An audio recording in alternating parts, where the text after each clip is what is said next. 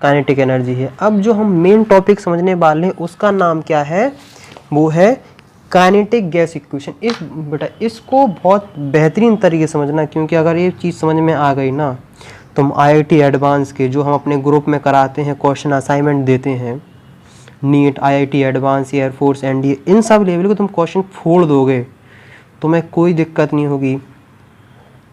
क्या है kinetic gas equation? अगर देखो, गुरु दक्षिणा के तौर पे इतना कर सकते हो कि अपने दोस्तों के साथ शेयर कर सकते हो। क्या कर सकते हो? शेयर। अब है काइनेटिक गैस इक्वेशन। अब देखो, जहाँ काइनेटिक वर्ड आता है वहाँ से इतना चीज़ समझ लेते कि कुछ ना कुछ मोशन से, मतलब वेलोसिटी से रिलेटेड है।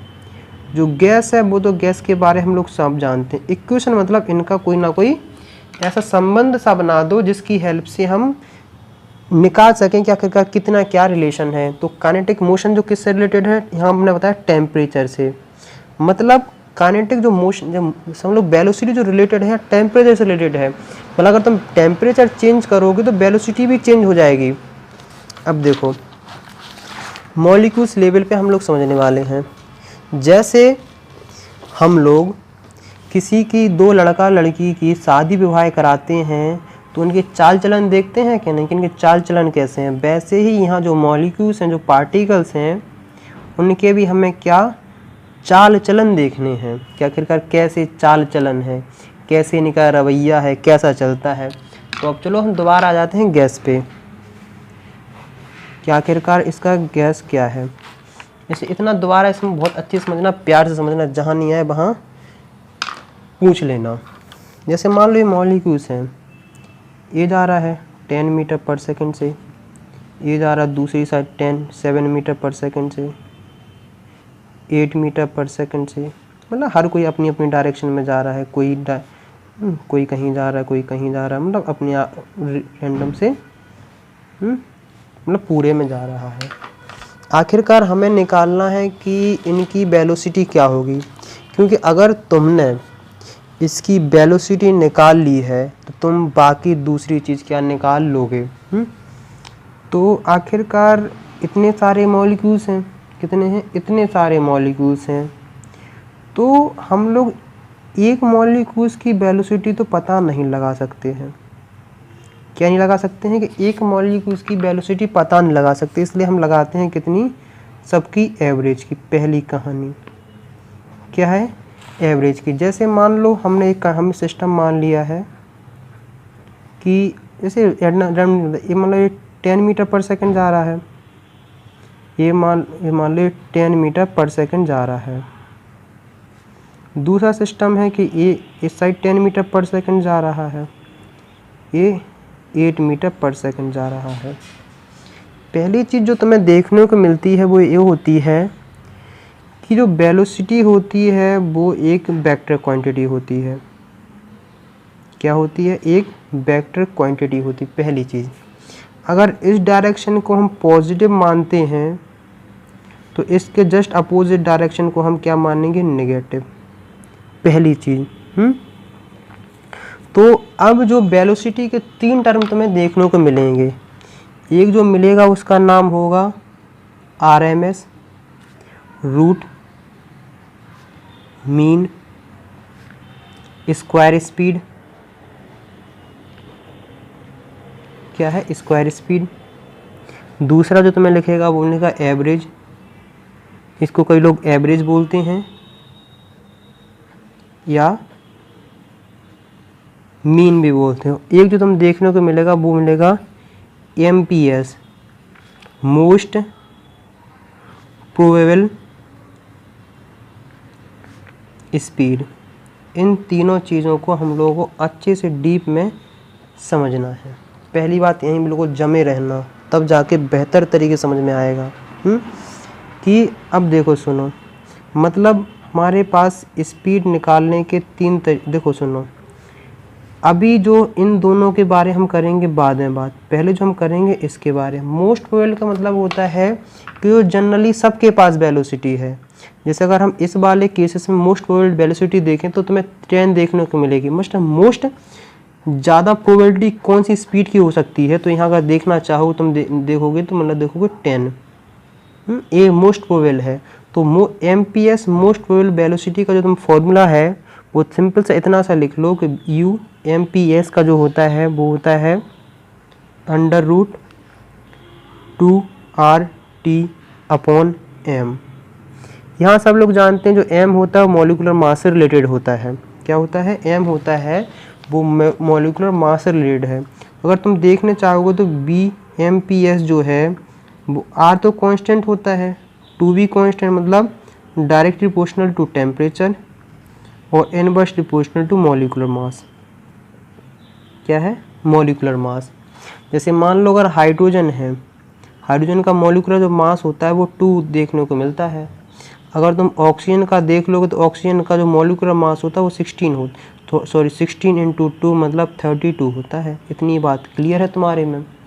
तो इसका मतलब ये है कि जो जितना भारी होता है वो उतना धीमे चलता है। क्या होता? इन्वर्सली रिलेशन है ना, कि जो जिसका मॉलिक्यूलर मास ज़्यादा है उसकी मोस्ट प्रोबेबल वेलोसिटी उतनी ही कम है, उस गैस की उतनी ही कम होती है। पहली बात है। इसका मतलब अगर तुम देखने को मिलेंगे, अगर मान लो 2 कंडीशन है।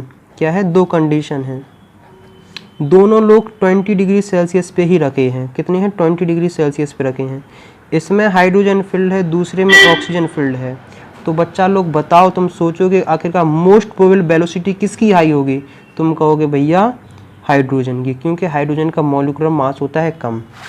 अब दूसरी कंडीशन जो तुम्हें देखने को मिलेगी, मान लो हमने ये मान लिया है कि ये कोई सिलेंडर है, 2 सिलेंडर है, दोनों में हाइड्रोजन गैस फील्ड है।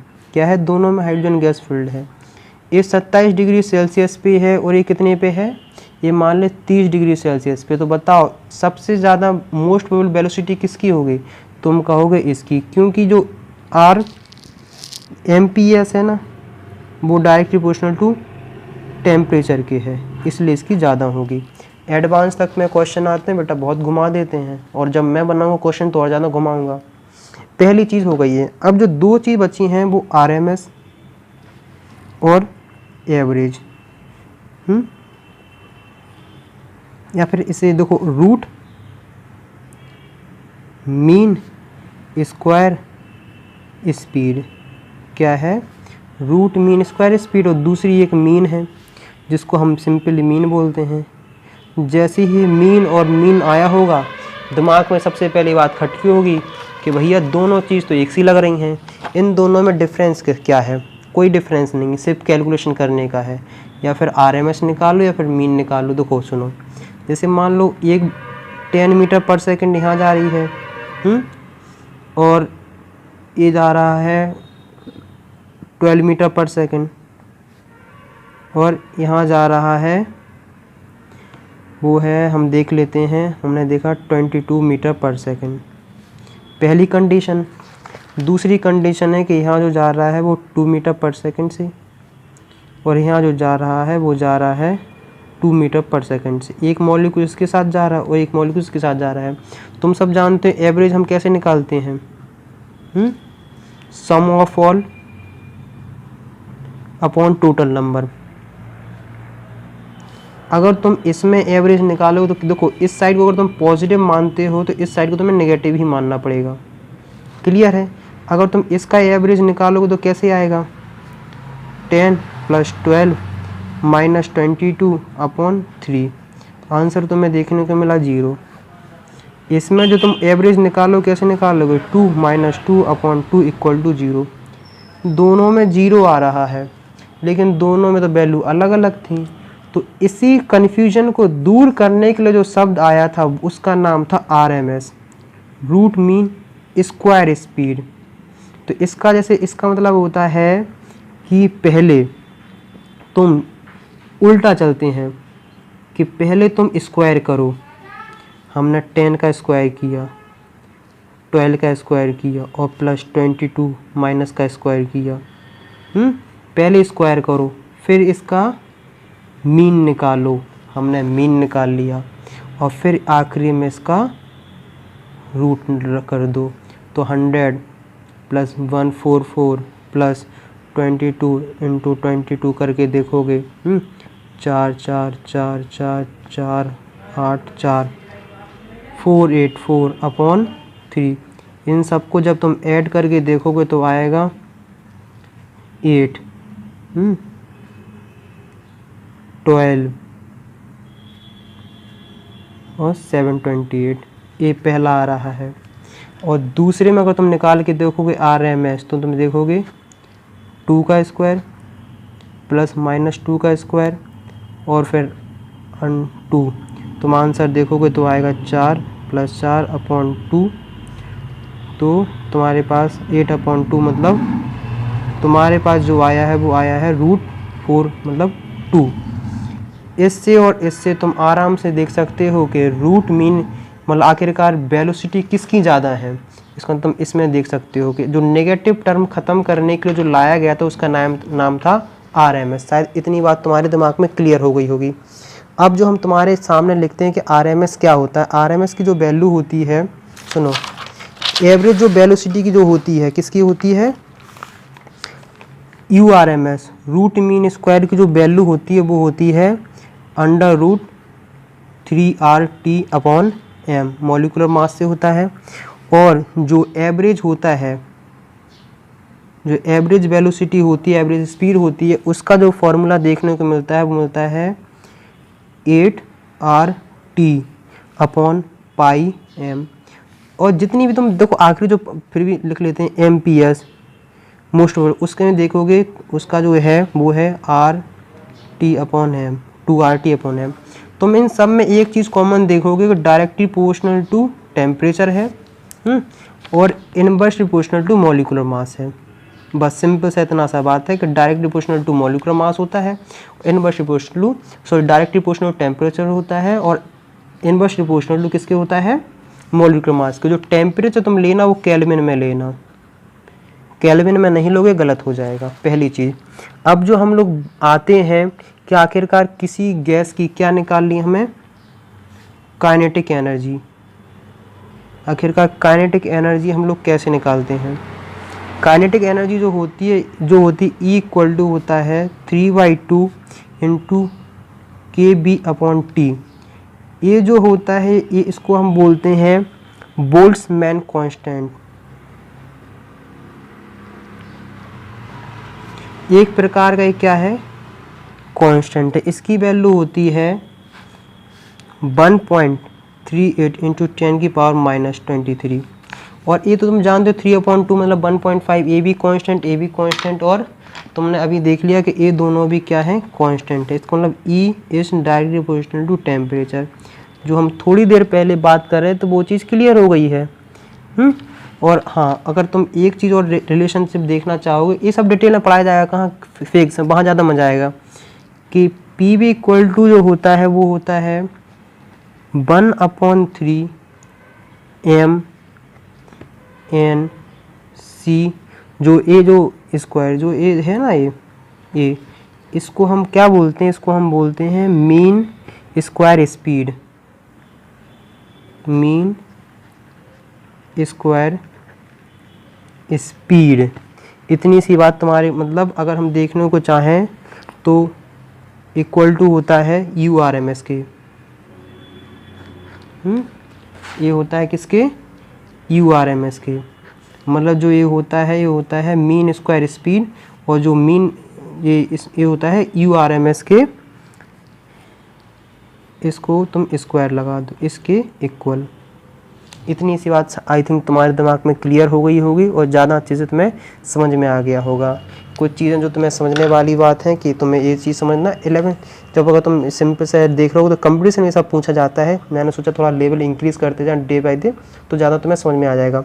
जहाँ भी ये डाउट्स हो तो पूछ लेना। शायद हम लोगों ने अभी छोटा ही सा टॉपिक पढ़ पाया है। अभी हम behaviour of real gases and deviation from real gases भी पढ़ना है। ये काफ़ी इंटरेस्टिंग है, काफ़ी ज़्यादा मज़ेदार है। इसमें हमें वंडर वॉल का करेक्शन भी देखना है, यहाँ सब कंप्रेसिबिलिटी फैक्टर भी देखना है।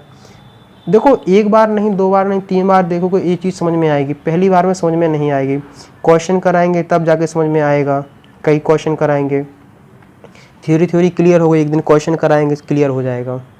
एक बात मुझे भी बहुत अच्छे से पता है, कितनी भी कहानी सुन लो, कितना भी सुन लो, जब तक न्यूमेरिकल ना करो ना तब तक मज़ा नहीं आता, तब तक कुछ चीज़ समझ में भी नहीं आती है। तो आखिरकार हम धीमे धीमे सारी चीज़ क्या करते हैं, क्लियर। कि जैसे मान लो कोई गैस है, एग्जाम्पल हम अपने हिसाब से बना रहे हैं, कोई मान लो हमने बोल दिया हाइड्रोजन गैस H2, हमने बोल दिया 27 डिग्री सेल्सियस पे कोई मतलब एक कंटेनर है, इसमें हाइड्रोजन गैस है, इसका एक टेम्परेचर है 27 डिग्री सेल्सियस। हाइड्रोजन गैस है। अब इसका हम बोलें कि निकालो काइनेटिक एनर्जी, पहली बात। दूसरी बात जो है को URMS, तीसरी चीज़ इसकी एवरेज वेलोसिटी निकालो, और चौथी चीज़ मोस्ट प्रोबेबल इसकी स्पीड निकालो। चारों चीज़ हम डिटेल में निकालते हैं, कुछ नहीं, ज़्यादा नहीं करना, परेशान होना भी नहीं है। देखो हमने कहा क्या जाओ बढ़िया क्वेश्चन पे, काइनेटिक एनर्जी निकालने का फॉर्मूला क्या है, वो हमने बोला है 3/2 kBT। टेम्परेचर कितना है, सबसे पहले जो डिग्री सेल्सियस है इसको केल्विन में चेंज करो, 273 + 27 कितना हो जाएगा, तुम देखने को मिलेगा 300 केल्विन। सबसे पहले जो काम करना है वो किसमें चेंज करना है, कन्वर्जन करना है, हमने इतना कर लिया है। काइनेटिक एनर्जी हो जाएगी, वो हो जाएगी 3/2 × 1.38 × 10⁻³ × टेम्परेचर 300। इसको सॉल्व कर लोगे, आंसर तुम्हारे हाथ में, पहला काम। दूसरा काम तो तुमने निकाला कि URMS, root mean square velocity, कुछ नहीं, उसका फॉर्मूला होता है 3RT/m। 3 सिंपल 3 रख दो। R की जो वैल्यू तुम लोग जानते होगे वो जानते होगे 8.314, और टेम्परेचर तुम्हें फिर केल्विन में रखना है 300। और मॉलिक्यूलर मास कितना होता है, मोलर मास जो बोलते हैं, कुछ लोग मॉलिक्यूलर मास बोलते हैं हाइड्रोजन का, वो 2 होता है। तो यहाँ सिंपली से तुम्हें 2 रख देना, और तुम इसको क्या कर लोगे पूरा सॉल्व, तुम्हारा ए भी आंसर आ जाएगा। इसका मतलब है कि रूट मीन स्क्वायर जो है वेलोसिटी स्पीड है वो इतनी है। अब जो आती है वो एवरेज, मतलब आखिरकार कितनी एवरेज होगी जिससे सब सारे मॉलिक्यूल्स ट्रैवल कर रहे होंगे, वो है 8RT/πm। तुम्हें कुछ नहीं 8 रखना है, R की value 8.314, temperature 300 kelvin, upon pi की वैल्यू 3.14 × मॉलिक्यूलर मास 2। इसको सॉल्व करोगे वैल्यू आ जाएगी। अब है कि MPS निकालना है, कितना निकालना है MPS निकालने के लिए तुम्हें कुछ नहीं करना, 2RT/m। बट अगर तुम्हें सिंपल से एक फॉर्मूले याद कर लोगे ना, तुम IIT एडवांस तक के क्वेश्चन फोड़ दोगे पूरे। 2 रखा, R की value 8.314 × T 300 kelvin upon m2। अगर तुम फ्रेशर हो गए, सबसे पहली बात तुम्हें आ रही R की वैल्यू में कन्फ्यूजन में, कि कहीं R की वैल्यू और कुछ रखते हैं, कहीं R की वैल्यू और कुछ लिखते हैं। जब भी ये रिलेशन टेम्परेचर केल्विन में है तो यहाँ जो तुम्हें 8.314 ही रखनी है, चाहे कहीं कुछ भी यूज़ हो, लेकिन इन तीनों में और सब जगह जो तुम्हें देखने को मिलेगा वो 8.314। इन ये सब वैल्यू स्पीड तो इन सब की यूनिट होगी मीटर पर सेकेंड। ये कोई बड़ी बात नहीं बताने वाली। तो आई थिंक ये वाला तुम्हारा क्वेश्चन क्लियर हुआ होगा और तुम इसको काफ़ी बेहतरीन तरीके से कर भी लोगे। तो आई थिंक तुम मेरे हिसाब से ये बात क्लियर हो गई है। अगर मैं इतनी बात क्लियर, अगर मैं डेंसिटी से रिलेशन से पूछ लूँ, तुम डेंसिटी में बता लोगे, तुम सब बता लोगे, क्योंकि जो RT होता है वो होता है PB/N। अगर तुम्हारे पास किसी का प्रेशर और वॉल्यूम और नंबर ऑफ मोल्स दिए हों, तब भी तुम इस इक्वेशन को यूज़ करके ये वाला सॉल्व कर लेते होगे। ये वाली कब करना है, जब टेम्परेचर गिवन हो। और ये अब जो बी देखो EB URMS तुम कैसे कन्वर्ट कर लोगे, URMS इक्वल टू हो जाएगा 3m ही रखे रहने दो PB/N। सिंपल सा है। n को अगर तुम कन्वर्ट करने जाओगे तो m/m, इसको लिखोगे 3/m PB/m,